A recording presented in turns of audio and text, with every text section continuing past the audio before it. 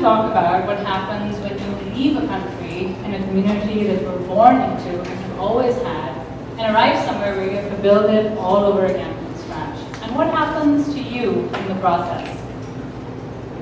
I grew up in Pakistan, which is where I'm originally from. And in Pakistan, the idea of community is the foundation of pretty much everything. You grow up in large families, your social life is interconnected to the web of people you grew up with. Marriage is considered a union of families, it's not just about two individuals. And when you have kids, you have so many people helping to bring up your kids. You have grandparents, parents, in-laws, cousins. It's a really extensive support system. Community in that situation gives you identity, familiarity, a sense of where you are in the world, and also safety. But there are really wonderful things about having all those systems in place. One thing I did feel growing up was that there was no sense of separation between myself and the whole.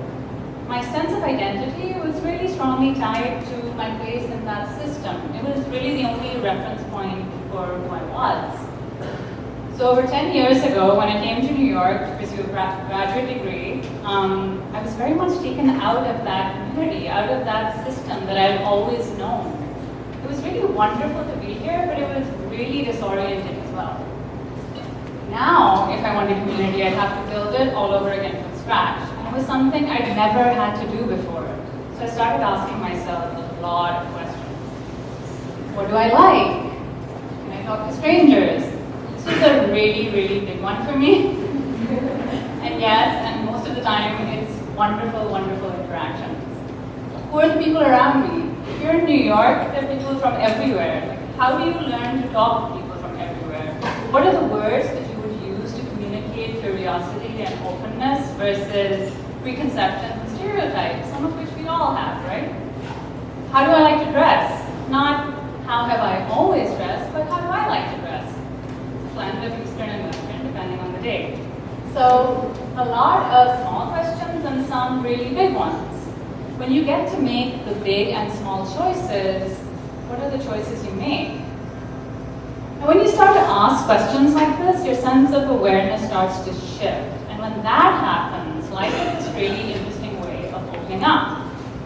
I realized that I could make really active choices about the kind of community that I wanted to build around me. And I learned that by opening myself up to the unfamiliar, I actually created space for these really deep, unexpected, and meaningful interactions.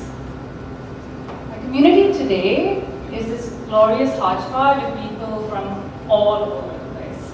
I have a really large group of international friends who have settled in New York, very much like me, and they're like family to each other. People come and go, but our sense of being connected remains. This is Bella. She is the gateway to the dog park community.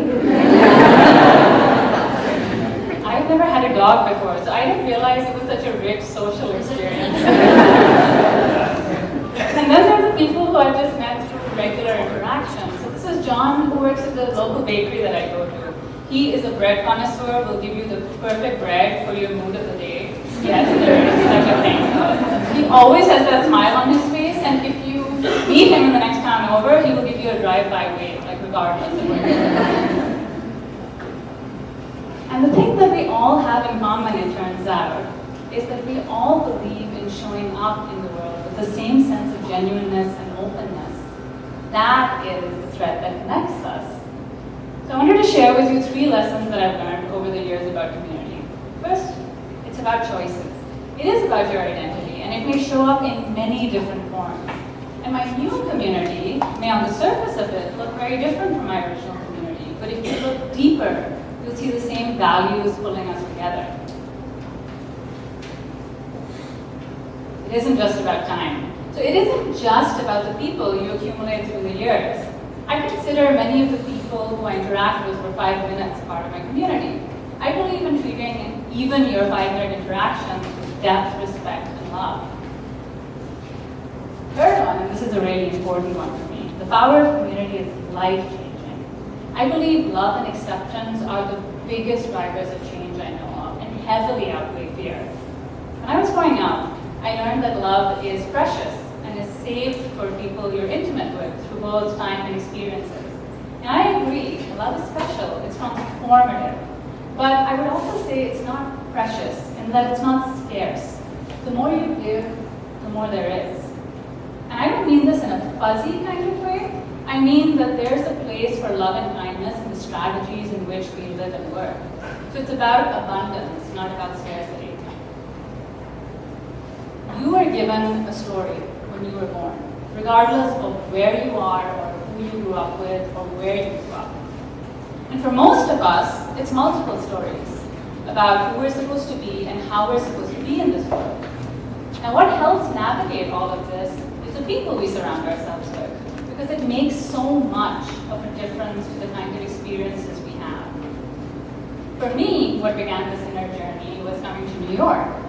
You're going to have your own catalysts, and you're going to have your own stories. For me, community is the openness and vulnerability that is involved in finding and being with people wherever you are in your story. I wish you the very, very best, you people. Thank you so much for having me.